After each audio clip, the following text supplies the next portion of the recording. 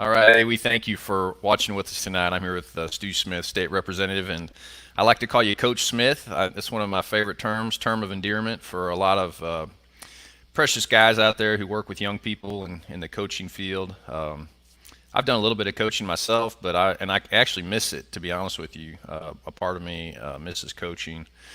But Coach, we got you on here, and you're our state representative, and you're dealing with the public, you're dealing with different things. But before we get into some of those kind of things, I wanted to just kind of ask you some coaching questions. I want you to, if you can, kind of think back to your top coaching memory. I know that's going to be tough because I know you've got thousands of them, but maybe something comes to the forefront of your thoughts. Your favorite moment from coaching. Well, I'm going to tell you, Tony, my favorite part of coaching, of course, and you'll hear a lot of coaches say this, is seeing your athletes that develop into uh, fine, outstanding citizens. Right. That's the most rewarding thing. And to thinking that hopefully that you may have had a small part in that. There has been so many uh, top games that I've coached in, and uh, so many great athletes and folks. You go back, and I can remember. I always go back and remember the first time that I had won a state championship as a young coach, and it was in girls track. Uh, those were special young ladies that really put it all out on the line, and I can remember it was at Sheridan, Arkansas, and never won a state championship before. I had not. It was in my sixth year to be a coach, and we went into the last event, and CrossFit had dominated track and field in Arkansas in our classification for a couple of decades up to that point. And we went into the 1,600-meter relay, which is the last event. We had a 1-point lead on CrossFit. CrossFit had the fastest time in the state. And at that time, I think maybe our time was fourth or fifth. So because you get points by 2-point increments for finishing, so 10 points for first, 8 for second, 6 for third, we were going to have to finish ahead of them, because if they finished any spot ahead of us, they were going to gain 2 points on us and would beat us for the championship. So what I always remember about that is the girls knew what we had to do, and we ran the fastest time we had ran, probably by about 16 seconds. I think it was a 4:11, maybe a 4:09, 1,600. It's still the Batesville High School record to this day, and that was in 1989. And we had a young lady, uh, Kimberly George, who leaned at the very end and edged out the CrossFit girl for us to win it. And we wound up winning that by 3 points. But had she not edged her out at the end there, we would have wound up losing by one. So I can remember that like it was yesterday, just the excitement of that for being the first state championship team that I'd ever coached. And so that one always stands out in my mind, I think. Yeah, I had a couple basketball teams that I coached in Missouri at the high school level, and I coached at a Christian school called Eagle Ridge. And if we were a part of MISHA, which was the Missouri State High School Activities Association, we would have been the smallest 1A school in the state. And so we were kind of in a Christian league, so we played other Christian schools. But I just had a young man on. He was commenting on one of the web streams we were doing. He had kind of connected with me on Facebook, and he has two sons now, and he's a twin, and he's got two twin boys. And it was real neat to see him. Like you said earlier, when you coach kids, and I'm a lot like you in that regard. That my my objective was always to try to build men. I saw the athletics as kind of a means to an end, and it would push. Athletics is a bit of a crucible. It has a way of squeezing you into various adversities, and it's a game. So it's really just pretend. But when you're a 17 or 18-year-old boy, or 17, 16, 18-year-old girl, it's very real. I mean, it matters. It matters a lot. And so that crucible of adversity has a way of pushing things to the forefront in people's character. And I always, as a minister and a coach, I always kind of enjoyed the squeeze. Like, let's do this. Let's get into this thing, and watch these kids. Some really would thrive, some would struggle, but then you just coach them through it. And you're hoping to give them something through that struggle that they actually can take with them into their adulthood. Because we both know sometimes adulthood can be a bit of a struggle. There can be moments when you're, oh man, what am I going to do? How am I going to do this or how am I going to do that?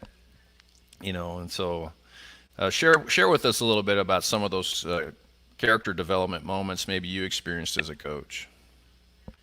Well, I've always said this. One of the most important things for a young person to develop or have in their life is discipline. That's one of the main goals that I always had as a coach, was to be sure that discipline was instilled in our athletes. I've always said this, that the discipline is simply doing what's supposed to be done, when it's supposed to be done, how it's supposed to be done. And it'll carry you a long way in life, because I've always told our kids that there's one certainty, that you will either have to suffer through the pain of discipline, because it's not always easy, or you'll suffer through the pain of disappointment one day. And so to instill discipline in a kid's life, hopefully that's something that will help them in during the pandemic like we're having right now. I mean, it takes a lot of discipline and takes patience, and it takes being a team player and learning leadership, the qualities of a leader, and following the right person, but also knowing that somebody does have to assume leadership responsibility.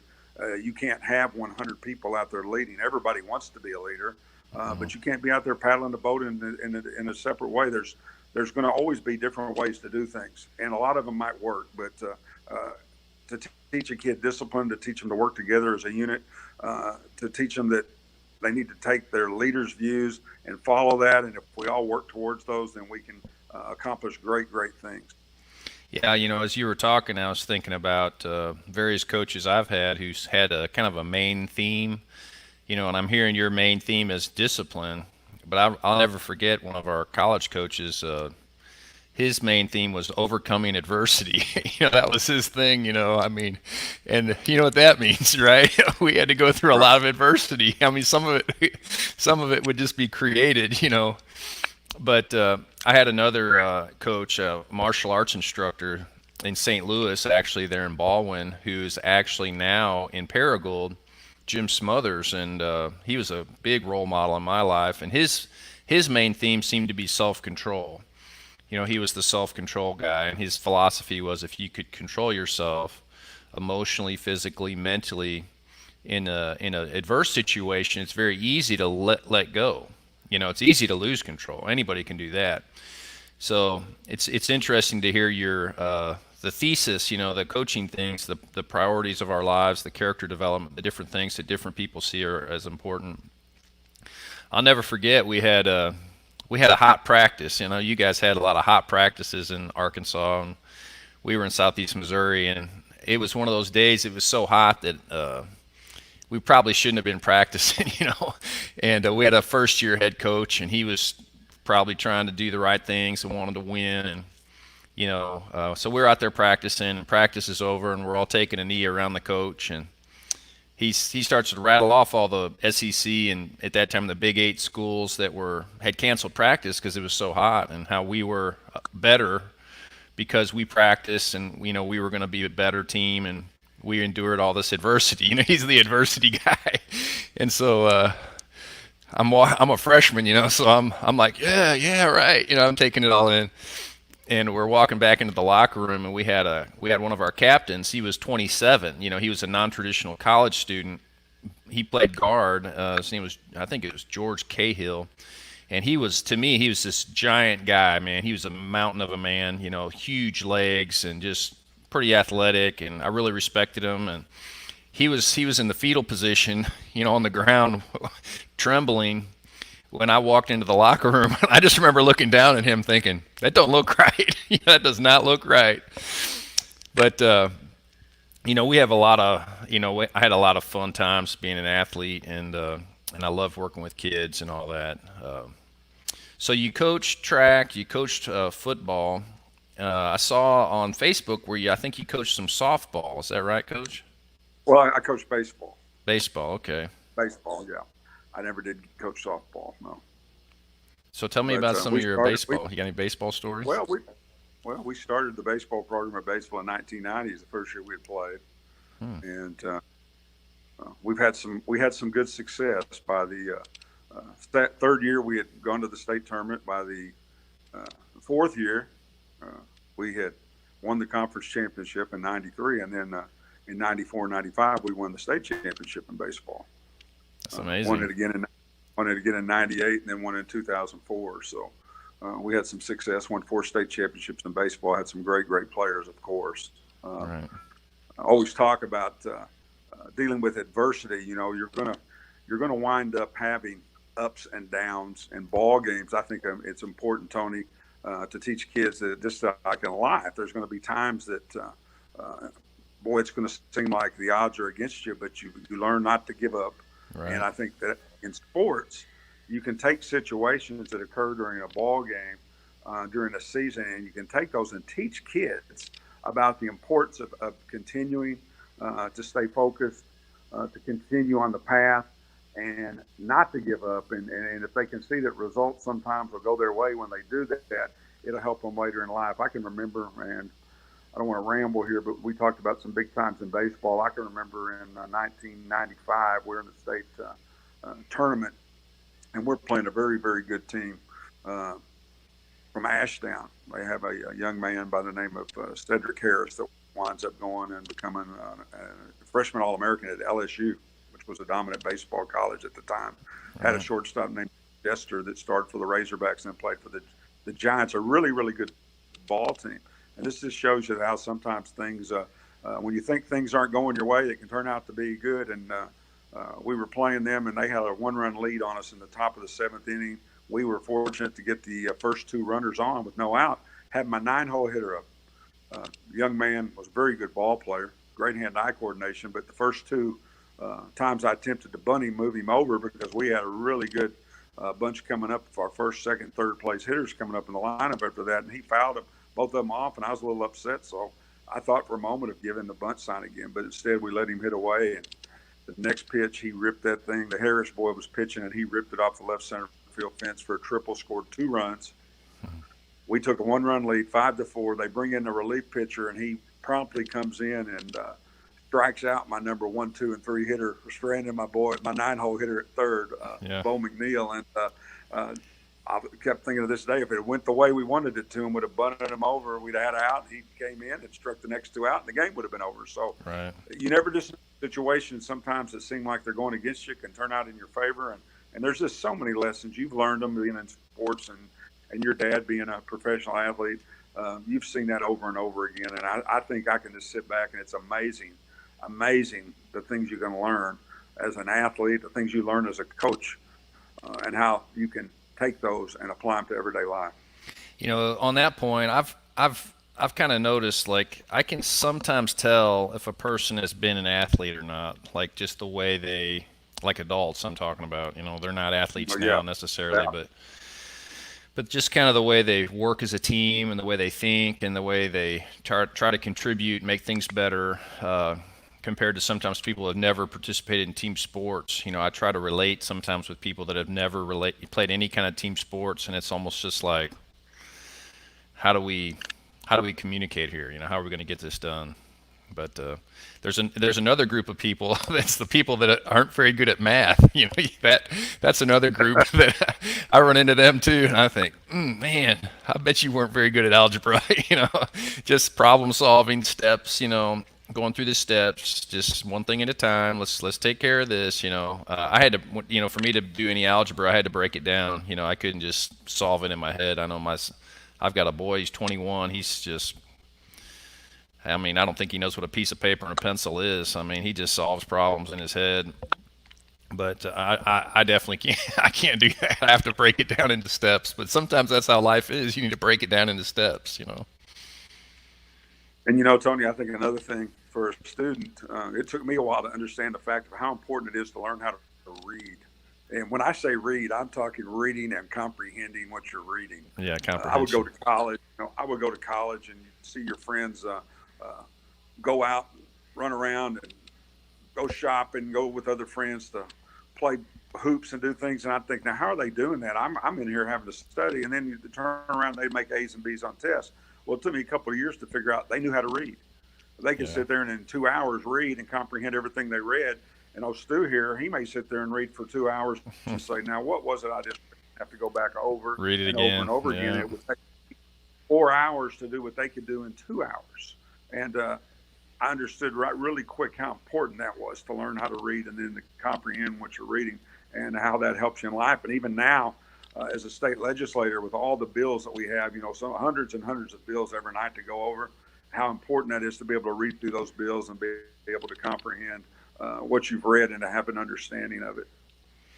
Yeah, we had a conversation probably maybe 6, 8 months ago, and you said something to me. You said something to the effect of, and I'm just going to paraphrase. You said, Tony, I'm going to go down there to Little Sure. Rock, and I'm going to try to do some good. And if I can't do any good, I'm out of there, you know. And so I was just kind of curious, your own self-assessment of how you've been doing and the situation in Little Rock, with the political climate. Do you feel like you're contributing? Do you feel like you're doing some good? I mean, do you feel like your presence there is maybe changing the state in a very positive way? What are your thoughts on that? Well, Tony, I would hope so. As I said, this has been a very strange and somewhat difficult rookie season to go down and then have this pandemic hit during physical session. We just can't. We're going to be finally dying out of physical session on the 24th of this month. That will only be our 4th day in physical session, and normally that physical session is going to last for weeks. And so we've cut that down because of the COVID-19. So I've had to miss that session and the learning that I want to do, especially following the joint budget committee and how the budget works. So I'm a little bit behind. I'm going to have to catch up, but I hope that I'm getting the hang of it and that I'm doing some good. As I said earlier, I'm not in this for the long haul by any means. I still have a thought process in my mind that I'm going to teach in school again one day, and I want to teach government after I'm through as a legislator. But when I'm down there, if I'm going to do something, I'm going to do it to the best of my ability. Coaching has really helped me with that because I have an understanding that, there's times if you're in a leadership role that it can be very, very lonesome. And there's times that you have to make decisions that might not always be popular with everybody. Matter of fact, no decision you make is going to be popular. But, that helped me. Coaching helped me a lot with that as well. As a play caller, as a defensive coach, there was lots of times I'm sure people said, well, what is he doing or why is he doing that? So all you can do if you make mistakes, I've always said this, when a person realizes they've made a mistake, an honest person realizes they've made mistakes, they do one or two things.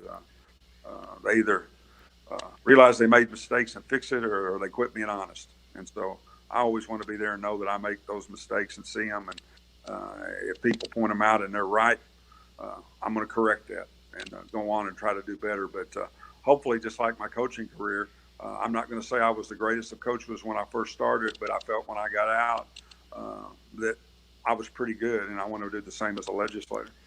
Well, back to the coaching, to me, I'm not a rocket scientist, but I mean, when you see multiple winning seasons in a row, and good coaches always give a lot of credit to their players, but I mean, you guys at Batesville obviously have got the secret sauce. I mean, you guys have got something going on with the development of the kids and the programming, the philosophy.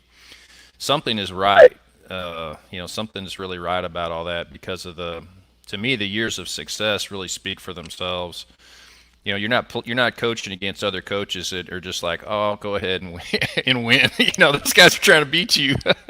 They're trying to win too, and they're working their tails off. And I know, to me, that speaks volumes to me just as a guy in the Batesville community. And I don't know. That's the one thing that has been consistent from year to year has been the coaching. And kids come and kids go. You always have that star kid or those star kids on your team that really do things well. And you got all the supporting cast. You got the guys that are grinding in the trenches every snap. Maybe people don't know who they are, but man, they're working and making things happen. But anyway, I've always been real pleased with the coaching. Of course, I don't micromanage you guys. When you were coaching, and Coach King, I'm not an armchair guy. I don't really think, oh man, why aren't they doing this or why aren't they doing that? If I'd had a kid out there, I might have been doing that. But because I didn't have a kid out there, I just kind of would just celebrate the success. And I can remember running into a boy that played for you guys at Kroger. He was bagging, and he said, "Oh man, we didn't win that state championship." I was like, "Hey buddy, let me tell you something. We're all real proud of you. We're real proud of what you guys have done, and you guys had a great season. Don't think anything otherwise." But I don't know. It's fun, man. I love the game of football. I mean, I don't obviously don't play anymore, but man, it just does stuff. I mean, it's that adversity, it's that crucible, to me that there's just so much adversity in the game of football. It's just so hard. I mean, you're banging and bumping and smashing into each other and lifting and sweating and going through all those difficulties. It's absolutely a very difficult game, and it has a way of helping people kind of mature, I think. Did I lose you there for a minute? Yeah, I lost your audio. I don't know what happened. Let's see. We got a technical snafu. Let me see. Da, da, da, da, da, da.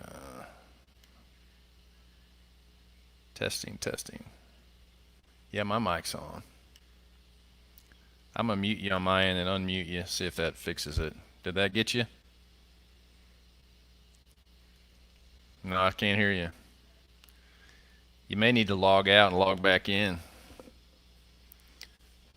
Or sometimes sometimes with this setup, the audio feed cuts off for some reason. It switches audio feeds. If you have multiple microphones on your computer, it'll select the wrong one by itself. I've had that happen to me a couple times at church. I'll be talking away, and all of a sudden I get a text message on my phone. It's one of our church members saying, "Hey, we can't hear you." This COVID-19 thing's got everybody kind of scrambling. We're trying to figure out what we're doing and how to function without without all the without life being the way it's been. But I'm trying to get Coach Smith back on here. Yeah, I do want to ask him some more questions about the COVID-19. I've been watching at the national level. I'm trying to understand, this kind of bringing the country back idea. There's been a lot of talk of, when are we going to turn the economy back on? When are we going to let people go back to work and that kind of thing? And it's kind of a bit of a balancing act between the safety of some of our maybe weakest citizens and the economic concerns people have about jobs and the economy at large. So I'm just kind of curious what Coach Smith thinks about that. But I can't see him here. I know you guys can't either. You're seeing a big black square like me. But hopefully we can get him back. Let me try some other things. There we go.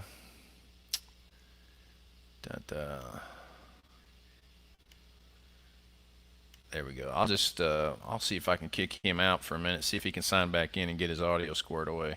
I'm going to take just a second to text him. He's got the link. I think that should get him in. Boy, I do apologize about these technical problems. But I'm going to tell a quick story. I had while we're waiting for Coach Smith to come back on, I was a freshman at Southeast Missouri. And I kind of felt like, are you back? Can you hear me now? I can, yeah. I don't know what happened, but we got it fixed. I was here talking to you, and all of a sudden it had never done this before, but it showed that I was getting a call, and then I went ahead that's and what hit happened. the call that said I can't talk right now, and the thing went off. Yeah, it diverted your microphone somehow, probably. But I was going to tell a quick story. While you were gone, I had to come up with something to say. But we had a real good senior when I was a freshman. He was a linebacker. His name was Darren Maxwell, and Darren was this real good Christian guy. And he was like, he was one of these African American guys, shaved head. His deltoids were as big as his head. I mean, and his legs were just gigantic. He wasn't the fastest guy on the field, but man, this guy was he was like a tree trunk. He was super strong. And I would come back to the dorm room to my roommate Derek, who played at Parkway West, by the way, your old alma mater. And Derek and I became really good friends. I mean, he was just an outstanding guy. He's passed away, but anyway, I'd come back to the room and I'd tell Derek, I'd say, hey, we call him Maxie, Darren Maxwell. I said, man, Maxie hits, man. He's a good hitter. He hits hard. And Derek, oh yeah, yeah, yeah. So Derek was on the scout team. He's pulling on a sweep. Well, you know what linebackers do when you see that guard pull. You go with him. Oh yeah. So that linebacker scraping that, or he's scraping down the line, and well, who's he going to meet? At the perimeter there, it's going to be that guard. So Derek comes up to hit him, and Maxie just steps into him, really lays it to him. So Derek comes back to the room. He goes, "Man, you weren't kidding about Maxie hitting hard." I was like, "I know, man. That guy's a truck." He said, "No, man, I can't even see. I can't even see out of one eye." He really got him good, but. Anyway, I was wanting to ask you about the kind of ramping up the economy. Now that we're kind of in this social distancing thing, we've shut down a lot of the non-essential, quote unquote, non-essential economic things in our culture. We've kind of modified things. I know we've stopped having church services in our church building just to try to help with the social distancing thing. But, as we go forward, how do you see things going forward as far as the state kind of economically ramping back up? Well, I think that the governor has a plan in early May to sort of try to slowly reopen our economy. There's still going to be a lot of questions because we still don't know when we start reopening. What's the response going to be? I mean, is business going to be? Is it going to be back to normal? Is it going to never be the same again?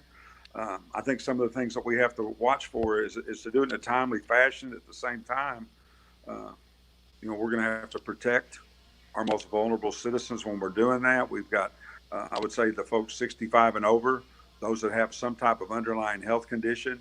You and I were talking before we came on the air about several of those types of conditions. And then we have to, at the same time, maintain adequate capacity at our health centers or for those that need the care. And then more than anything, Tony, I think we have to be sure that we prevent a resurgence of this coming back again on us. So, and there's a lot of questions with not a lot of answers right now. History would tell me that our economy will bounce back and we'll come back and we'll be strong again and get through this because that's what history tells us about America. But at the same token, every year's a new year, different people, different outlooks on things. So we can only pray and hope that when we start reopening this country again, that we will gradually work our way back, and it won't be an overnight deal, but that we'll actually get back to where we were when this pandemic first struck us. Yeah, that's an optimistic view. I'd love for that to unfold. I mean, the quote unquote Trump economy was just like, wow. I mean, man, you talk about jobs and stock prices, and I mean the markets, everything was just going like gangbusters. I guess too the Saudis and the Russians kind of collaborated on knocking down the oil prices, which kind of squeezes the American market. I guess it costs more money for us to pull oil out of the ground than it costs the Russians or the Saudis. And so once oil gets to a certain price, it's not profitable for U.S. oil companies to pull oil out of the ground, I guess through fracking, or I don't know what technique they're using exactly to get right that. $40 a barrel is what the United States has to have to make a profit, is what I've heard. Yeah. Don't quote me, but yeah, you're right. You're correct. Yeah, I got a buddy in Graham, Texas, who he's a minister of the gospel, super guy, and he's saying that Graham is kind of an oil town. And I'm quoting him, I don't really know, but he's saying, man, everybody's struggling in Graham. And some of his supporters that were oil people, he said it's drying up. And so he's reevaluating some things and trying to adapt and adjust to all of that. I listen to Judge Griffin's Facebook post for the local COVID-19 numbers. I don't know if anybody else does that, but I look at I guess it's the Arkansas Department of Health website, and they've got some numbers there by county. But Judge Griffin pretty much posts it every day if there's any changes. And so the numbers here in our county that I've seen is that there are a total of 6 people that have tested positive, and 4 of the 6 have recovered. Now, this is April 17th, so if you're watching this video later, this is April 17th, 2020. I don't know what those numbers are going to do after today. But it seems like this county, Independence County, Arkansas, has been really, I mean, not a lot of cases have been testing positive, which to me is really a good thing, obviously. I'm like Yeah, you. that's a good thing. I know some pastors who've kind of, I guess they're concerned that post COVID-19 there'll be a bit of a power grab for our First Amendment rights, like a confiscation of our rights. And so some of the pastors, not a lot of them, but some of them are like, hey, we're not going to not have church. You can't tell us, you can't take away our First Amendment rights, basically. We have the right to assemble. And so they're assembling, and they're having church. And I'm not talking about drive-in church, I'm talking about seated in the sanctuary, that kind of thing. And I've thought about that, and I thought, I like our First Amendment. I'm a patriot. I love our country. I love everything our country stands for. But when it comes to grandstanding on that issue of the First Amendment right now, with I've got people in the church that are in their 80s, and I'm pretty sure if I had church, they'd come. They would come, and because they're not afraid. They're tough. We're tough. We're not afraid. And man, if something were to happen to one of those people, I would just be sick. You know what I mean? I would just be like, oh my gosh. So I don't know. I'm a little concerned about the startup, coming back. This thing's been going since November of 19, and that we know in China. It may have been going for longer than that. It doesn't seem like it's losing a lot of steam. It may be losing some steam. I'm real happy about our population density in Arkansas not being that high. It's kind of a good thing. I remember watching the news. One of our, the commentators was saying, they've always been kind of upset that we didn't have an international airport until now. This guy said, man, I'm really glad we don't have an international airport, because it kept a lot of the international travel down, to keep the virus out of Arkansas. Obviously, it's here, Yeah. but not like it has been. There are a lot of perks to being in a rural area, and definitely during this time with this pandemic going on now, it's a great time to be living where we're living, as far as being able to control it a little bit better, if you can control it. I'm like you. I mean, our numbers are not that great. I think as of this evening, maybe we've had one more added, Tony, and then we have 7 positive cases in Independence County. But as you said, 4 of those have recovered. And a lot of our cases, some of our cases at the hospital have come in, have actually stemmed from the Cleveland County cases, where they came here looking for medical assistance. So, and speaking of that, I want to say a lot about our hospital here. I mean, we prepared well for the worst case scenario here, and hopefully we're not going to get there. But they prepared you're for right, it. man. And, the hospital right now may be hurting a little bit financially because we have taken all the steps to prepare for the big wave that was supposed to come in. And as I said, we all hope that we're always wrong when it comes to that type of issue. But I just want to take my hat off to them and what they've done. And, of course, always our frontline workers, EMTs, paramedics, firefighters, your law enforcement officers, nurses, doctors, all the healthcare workers. I'm probably missing some, but not just them, but every American who puts the health and safety of others above themselves and works for the good of the team. Very appreciative of those folks. And there'll be a lot of heroes when this is said and done, that come out. Some unsung heroes that we'll all look back at and see what they sacrificed and what they did for this country.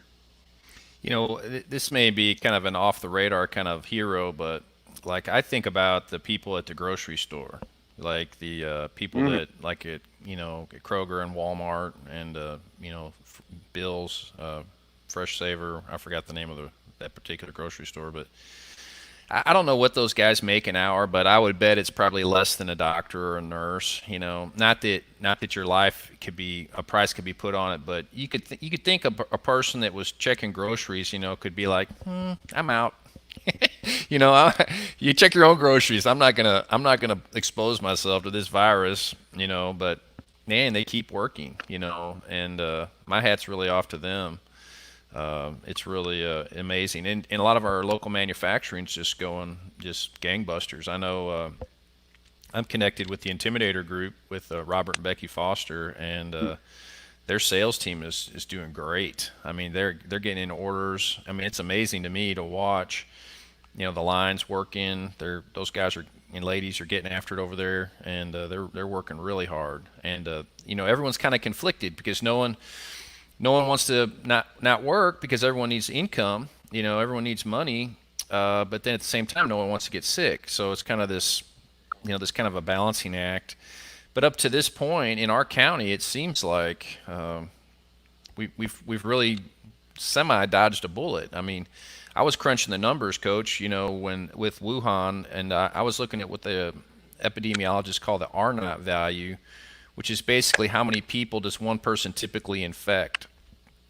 And so there was a lady in South Korea that I think infected 37 people, and I think they called her a super spreader. But when you looked at the averages and the numbers, out of China, do you trust those numbers? I don't. But kind of an educated guess, about 2.8. The R0 value for the COVID-19 virus is about 2.84. 2.7 to 2.8. So just round up to 3 people. So one person typically infects 3 people. And then of those people that get infected, 10 to 20% require intensive care. They require respirators and real serious hospital interventions. So I started crunching the numbers in our county. I think I figured our county is about 36 to 38,000 people. And I was crunching the numbers on, 3%, it was 60% would get it. It was the numbers in Wuhan that the population, it was so virulent that such a communicable virus that a lot of people would get it.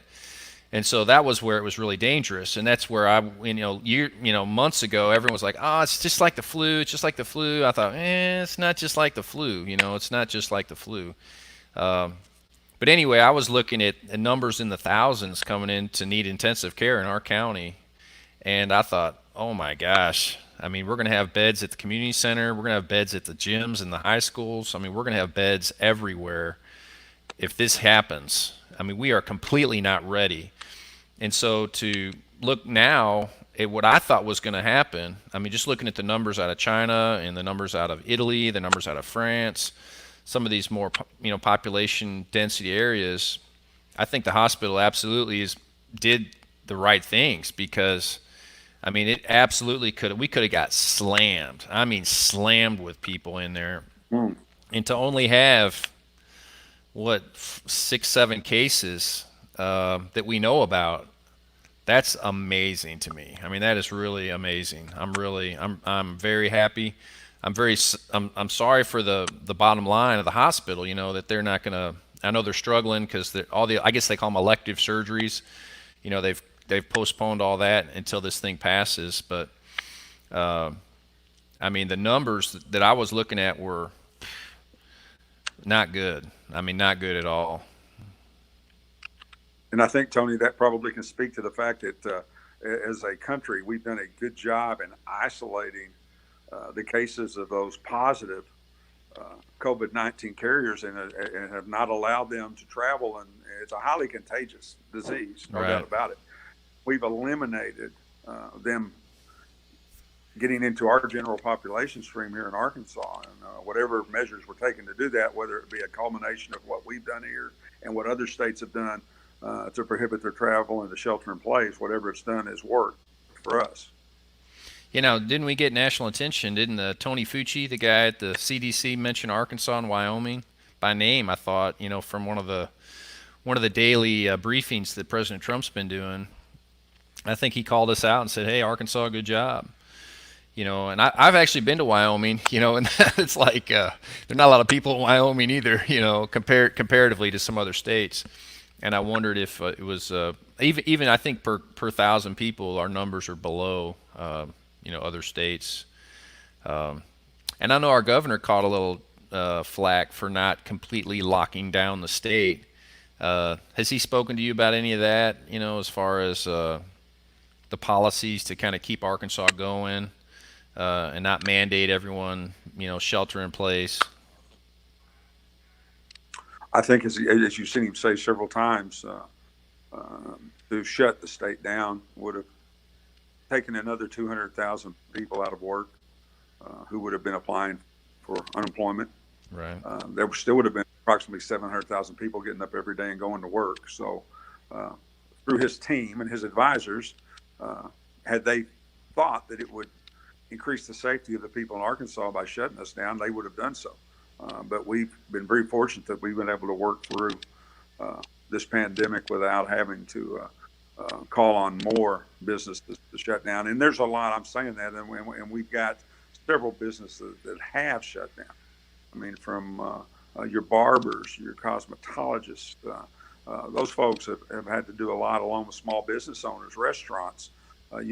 Think about the restaurants right now, Tony. This is what I was wondering about. You have restaurant owners that have had to deliver that had never delivered before. Right. And people get used to delivering when this is over with, or people still going to be calling them, wanting them to deliver food to them. Yeah. And will they try to deliver? I don't know. There's just so many questions. Little things. That's a little thing, but yeah, right. You could make a whole list of things that could change after this. But I am proud of our citizens. I'm proud of the people of this county, people of the state. The cool that the governor and his team have shown under pressure. They had a game plan, as we talked about earlier. We related that back to sports. You've got a leader, and he had a game plan, and everyone needs to get on board. If it's going to succeed, we have to get on board and follow that game plan. There's 100 other ones that could have been laid out there, of course. But if we're going to be successful, we're going to have to go with what his plan was, and we've done a great job as a state in doing that. I had heard that the seasonal flu that we've all grown up with didn't exist until the Spanish bird flu of 1918. Have you heard that? I didn't know that. I knew the Spanish flu, by the way, as you know, got the name the Spanish flu, but it didn't necessarily originate in Spain. Other countries sort of kept it under the radar, and Spain was the first one that came out and said, hey, we got a problem here that other countries, including the United States, were already experiencing. But so it got the name Spanish flu from them. But I did not know that. No, that's an interesting statistic. Well, and the reason I think it, if it's true, the reason I believe it's relevant is because, going forward from this year to next year and the next year, I wonder if this coronavirus doesn't take on a whole new, strains and different dimensionality to where, it stays in our society as maybe hopefully more benign, not as deadly. All right. But I know even early on, I've got friends that work at the hospital, and they were like, hey, you need to worry about the flu, man. The flu, there are people up here right now that are sick. I mean, sick with the flu, and it is bad, So I'm just curious, you were saying earlier, we got all these questions, Well, I think all these questions come into focus a little bit better as we start to understand what happens with this virus going forward, because if it fizzles out to become nothing, then I think the response will be, hey, we're just going to bounce back. We're going to just go back the way we were. But if this thing lingers around in some capacity, creating, unrest in people, fear, social distancing concerns, it might be hard to get perfectly back to normal the way things were. It's been strange for me to not shake hands with people. My dad was a handshaker. I was, he was a business guy after he got out of sports, and you got to shake hands, man, if you're gonna work with people. That's like your bond.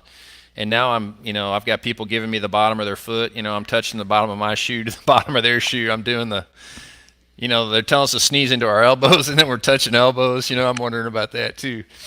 But all this is pretty strange. But I don't know, personally, our my family, we've been really blessed. It sounds strange, but we've really been blessed through this whole adversity just because of the nature of my work, the nature of her work.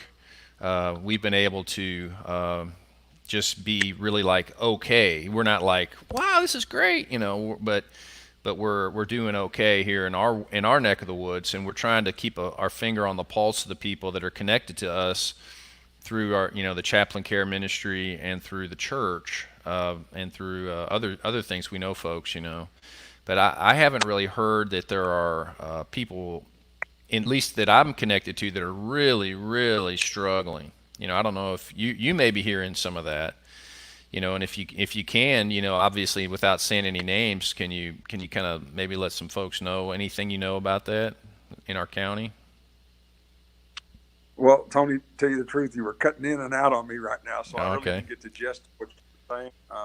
Well, if you don't mind, uh, Yeah, basically I was asking you, are there people that you're connected to that are really hurting right now? People that are really struggling?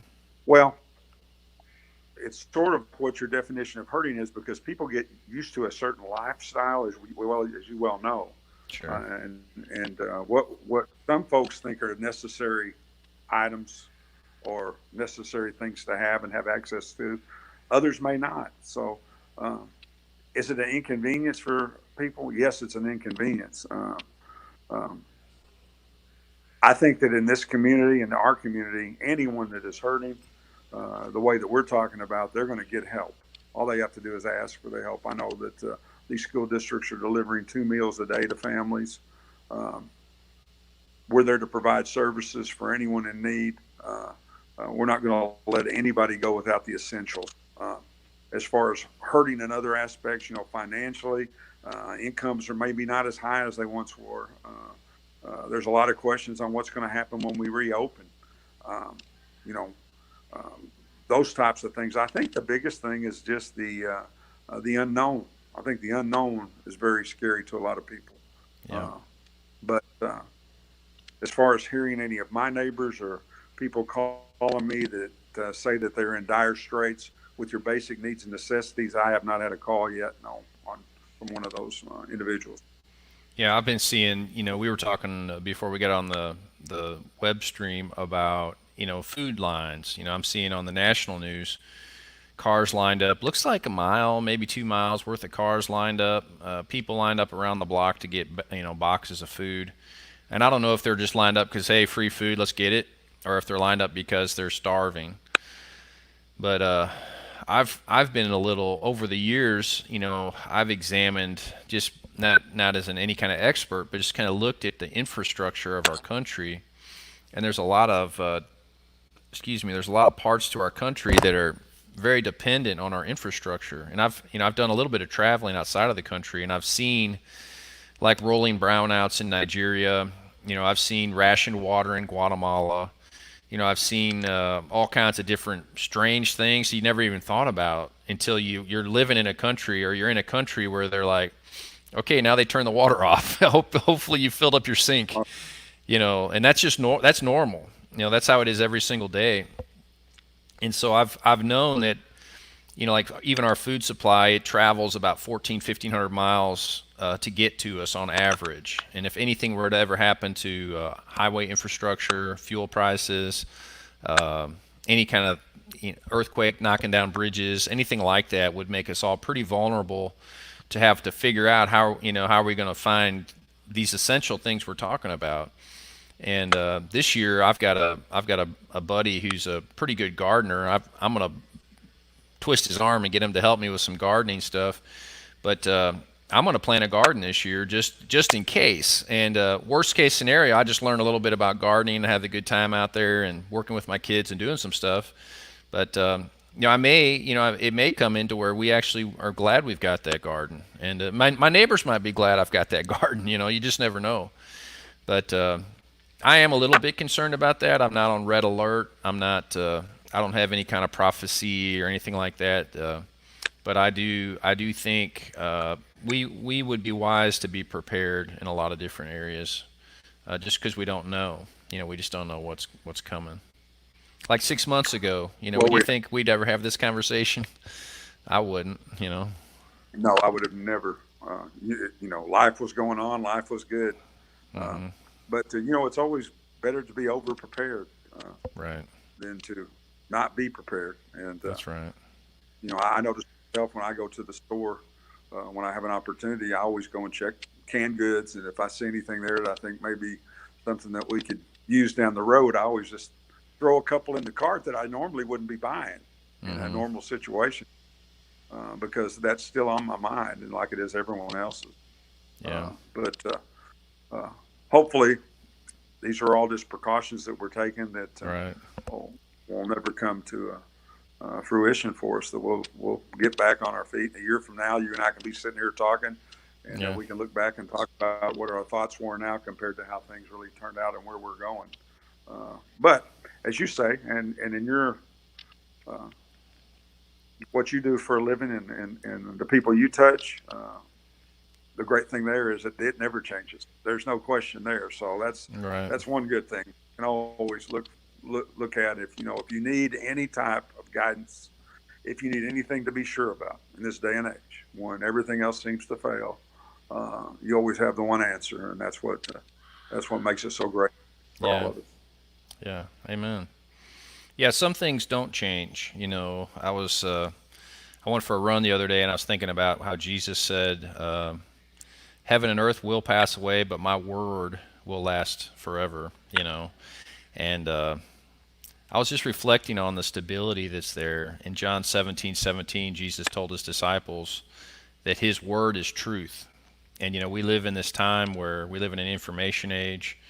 There's so much information out there that's, I think it was, the new word is fake news. There's so much stuff out there that's, Oh yeah, is this true? Is this not true? Is this fake? Well, when you open your Bible, you can know for sure that's not fake news. That's the truth.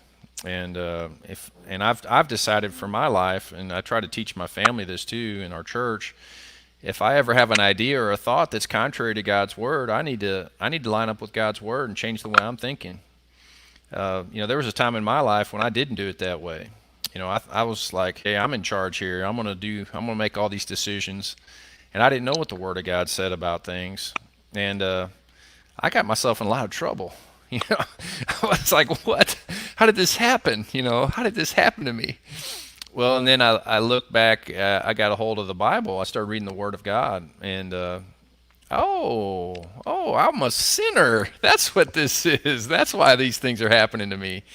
And then, thank God, by His grace, He saved me and He drew me by His Holy Spirit, and He changed my life. And I amen. know He changes the lives of a lot of people. We've got some folks in our church, man. Their testimonies are just so incredible. I mean, the lifestyle that they were in and how God saved them and delivered them.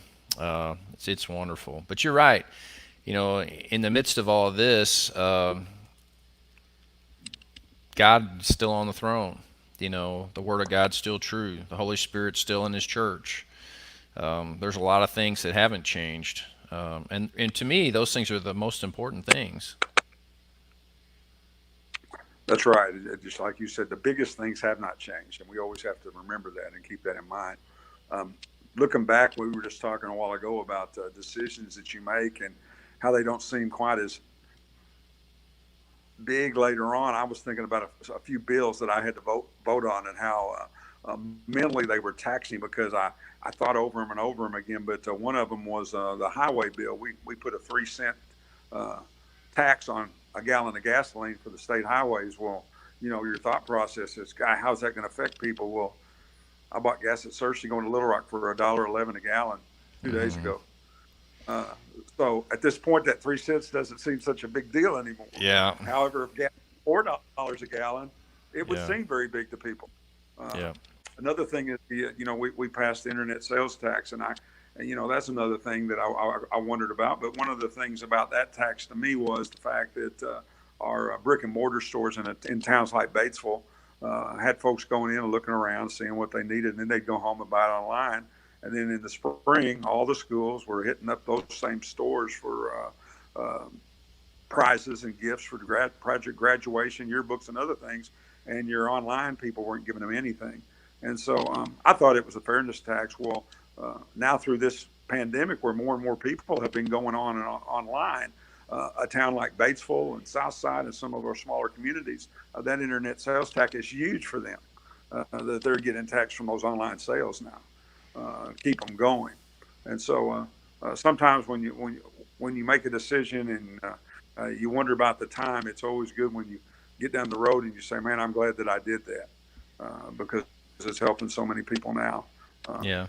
So you just never know how something like that's going to turn out. That's the thing I'm saying that doesn't have an answer at the time, but what we were just talking about always has the same answer, and that's what we have to remember in times of a doubt, in times of wondering what tomorrow is going to bring for us and for our families.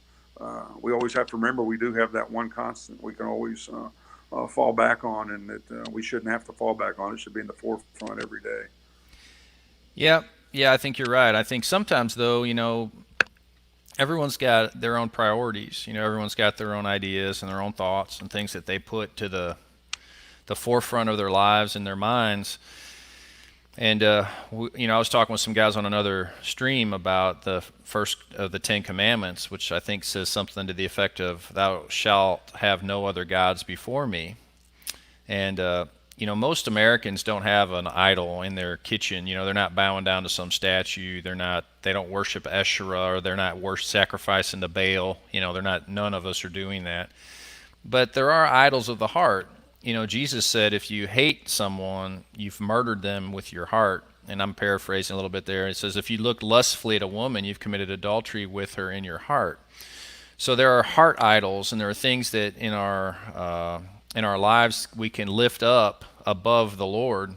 It could be athletics, it could be family, it could be career, it could be money, it could be possessions, it could be reputation, you name it. There could be thousands of different things that a person could put over the Lord in their heart. And I really don't think the Lord's very pleased with that. He wants us to put him first. He wants to be first in our hearts. And if you look at the effects of the COVID-19 virus, it's had a bit of a American Idol smashing effect, if you know what I mean. Like, let's say people worshipped March Madness. Let's say people really were into March Madness. Well, that went away. What about movies? Man, I really want to go to the movies. No, that went away. There were a lot of things that this virus has knocked down. And I'm not a believer that God sent this virus. I'm really not. But I do know that there's an excellent chance that following up with this virus, there could be a spiritual awakening. There could be people that say, "Whoa, what's really important here, and what really matters the most." I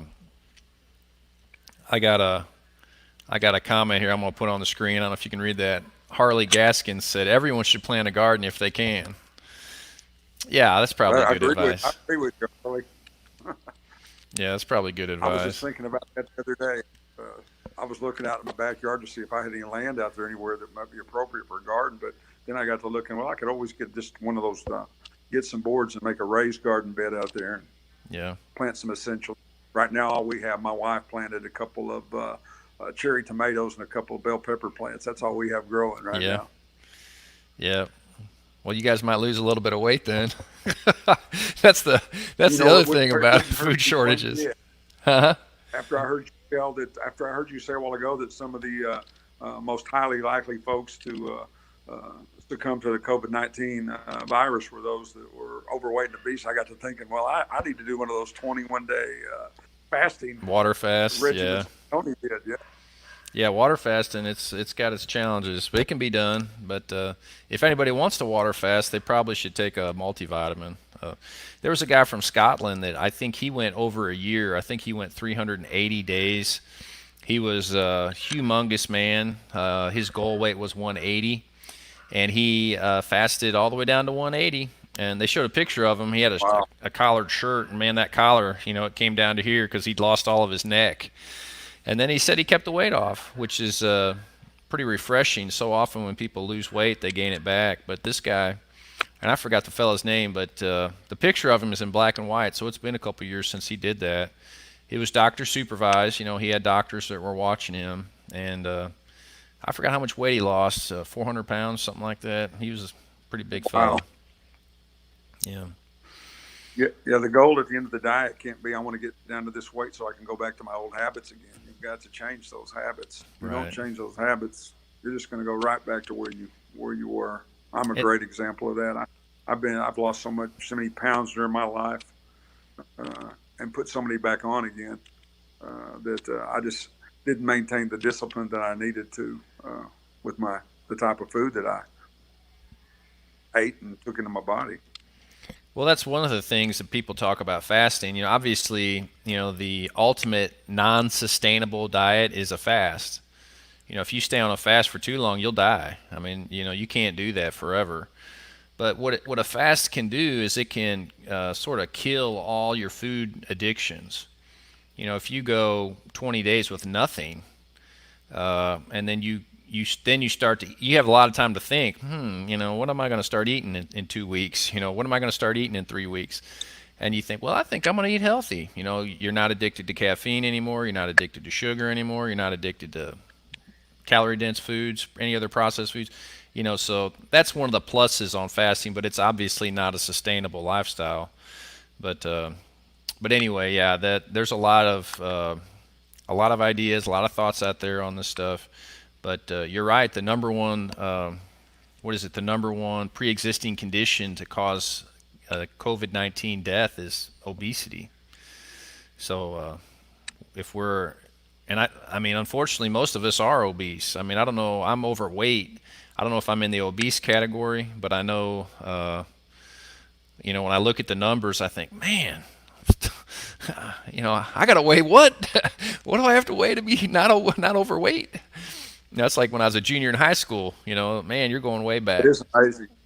Your target weight or what you should weigh is amazing. God, Yeah, I look at that and I think I don't know how I would ever get to that weight.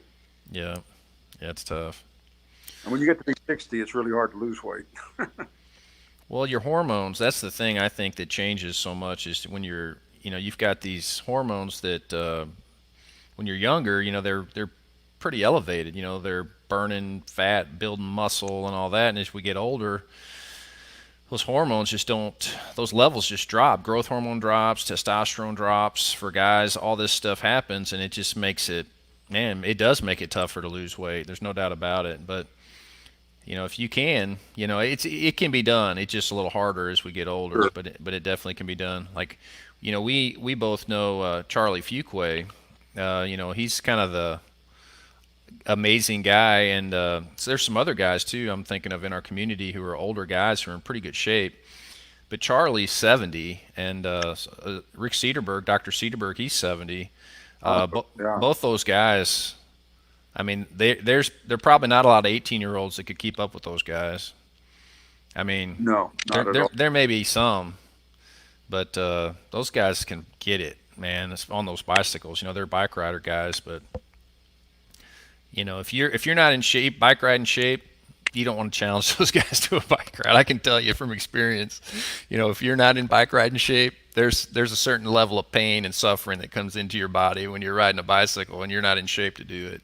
But Charlie, he invited me to go ride 100 miles on his 70th birthday. And And we he did rode it. 100 miles on his birthday. Wow, He did it. that's awesome. And he's talking about 71. He said, "Hey, you going to go ride 100 Where miles did you with me guys on my go? 71st birthday?" I was like, "Yeah, I guess I'll go with you." Wow. Yeah, they need me to be another guy to lead for a little while to give them a break in the back. I move a lot of wind out of the way. I think that's why they want me to go. But Coach, do you have anything in closing you want to share with our viewers?